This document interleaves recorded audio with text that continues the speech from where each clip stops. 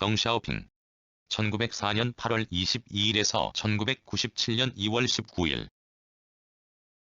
중국의 정치가 마오쩌둥과 화거펑 이후 중국 공산당의 실권을 장악하고 중국 최고 지도자가 되었다. 문화혁명으로 피폐해진 중국을 다시 재건하기 위해 시장주의 경제를 도입하고 개방정책을 추진하였다. 과감한 개혁 조치를 단행하여 중국 경제를 크게 성장시켰다. 1904년 중국 스촨성 사천성에서 출생하였다. 그의 집안은 부한 지주층에 속했으며 1920년 16세 때 프랑스로 유학하였다. 하지만 학비가 부족하여 한때 학교를 그만두고 르노 자동차 회사에서 근로자로 취업하였으며 생활비를 벌어 학교를 졸업하였다. 1921에서 1924년 파리에서 공산주의 운동에 참여하였는데 1922년 중국 소년공산당에 입당하였다. 공산당 활동 때문에 프랑스 경찰의 감시를 받았으며 더 이상 프랑스에 머물기가 어려워지자 소련으로 이주하였으며 모스크바 의중산대학에서 수학하였다. 중국 귀국과 공산주의 활동 1927년 귀국하여 광시 광서에서 공산당 지하운동에 참가하였다. 붉은 군대 정치위원으로 활약하지 말 일이 싸니 정책에 혼란만 거듭하는 결과를 초래했다.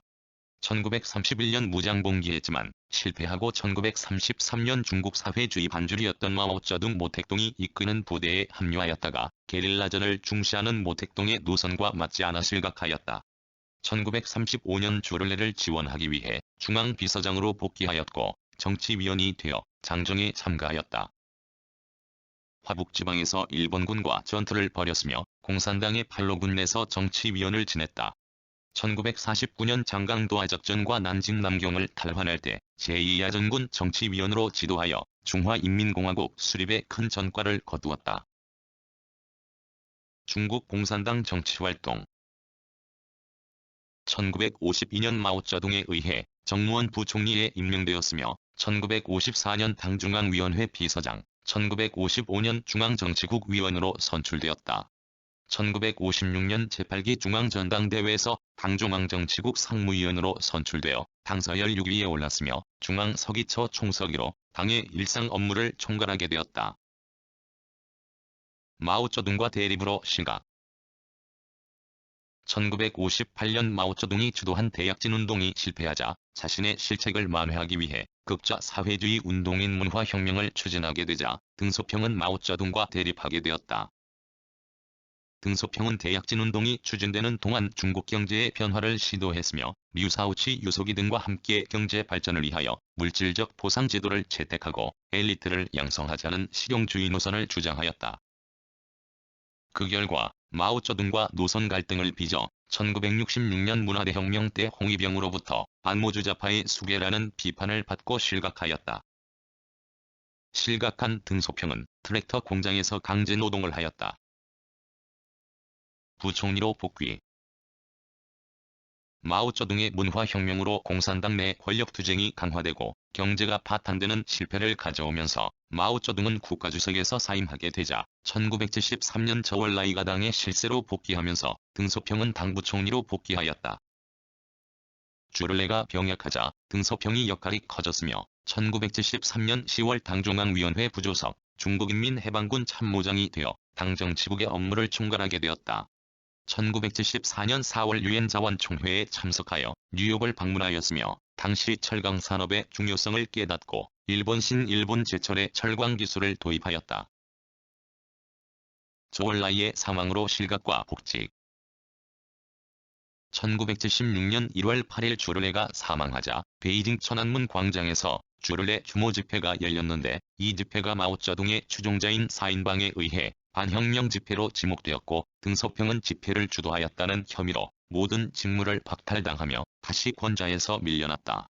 1976년 9월 마오쩌둥이 사망하면서 후계자 화거펑 화국봉이 저월라이 계열의 간부인 예제닝 요검령, 특무부대장인 왕둥신 왕동홍과 결탁하여 사인방을 숙청하였으나 화거펑의 힘만으로는 전국 수습이 어려웠으므로 예제닝의 종용으로 1977년 7월 덩샤오핑은 복직되었다.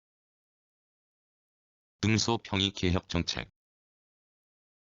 1977년 10월 전당대회에서 공무원 상무부총리로 임명되었으며 인민해방군 총참모장으로 복직하였다.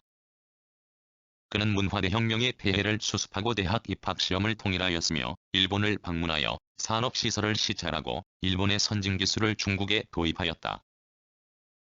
그해 10월 문화대혁명을 부정하고 중국 사회주의의 현대화와 개혁개방정책 노선을 결정하여 중국 사회주의의 결정적인 전환기를 맞이하였다. 1979년에는 미국을 방문하여 미국 대통령 지미 카터와 회담하였으며 중국의 발전을 위한 개방정책을 더욱 강력하게 추진하였다. 화거펑과 권력투쟁. 마오쩌둥의 노선을 추종하는 후거펑 체제를 비판하였으며 그 후 화거펑과 5년간의 권력투쟁 끝에 1981년 실질적인 권력을 장악하였다. 이때부터 실용주의 노선에 입각하여 과감한 개혁 조치들을 단행하였다. 그의 집권 후 기업가와 농민의 이윤 보장, 지방분권적 경제 운영, 엘리트 양성, 외국인 투자 허용 등으로 중국 경제가 크게 성장하였다. 천안문 사건과 사망. 1989년 6월 천안문 사건으로 그의 정치적 위기를 겪게 되지만 무력 탄압으로 수습하였고 무력 진압을 반대한 자오쯔양을 해임하였다. 등소평은 이로 인해 많은 비판을 받았다. 그는 중국 공산당 서열 1위에 오르지는 않았지만 중국 공산당 군사위원회를 장악한 정계의 최고 실권자로서 개혁과 개방정책을 추진했다. 또한 후계자로 상하이 시당서기인 장쩌민을 발탁하였으며 1997년 2월 19일 사망했다.